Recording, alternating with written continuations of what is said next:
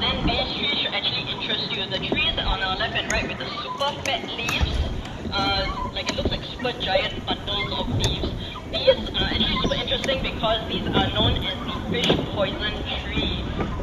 Now, these seeds that grow on this tree, what some people would do is take the seeds, grind it up into powder, and then scatter it on the water. And what would happen is that all the fish in that area would float to the top.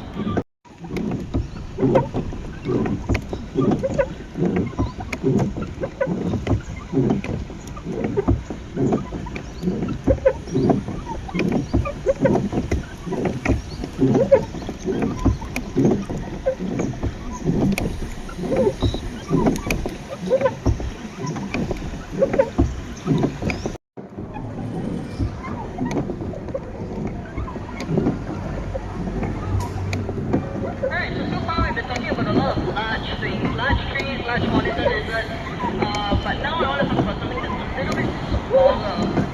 Now I assume that everybody is familiar with mentaiko eggs. I hear a very enthusiastic yay behind. So what I'm about to talk about isn't exactly the mentaiko eggs, but it looks very similar to it.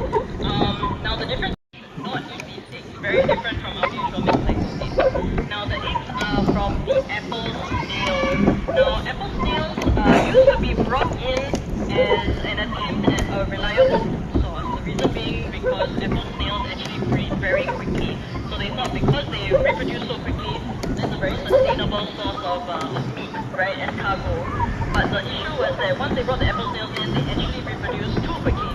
And they became a bit of an invasive species, a little bit so to speak. So now when you see a pink cluster of eggs on a wall, that's actually the apple snail eggs.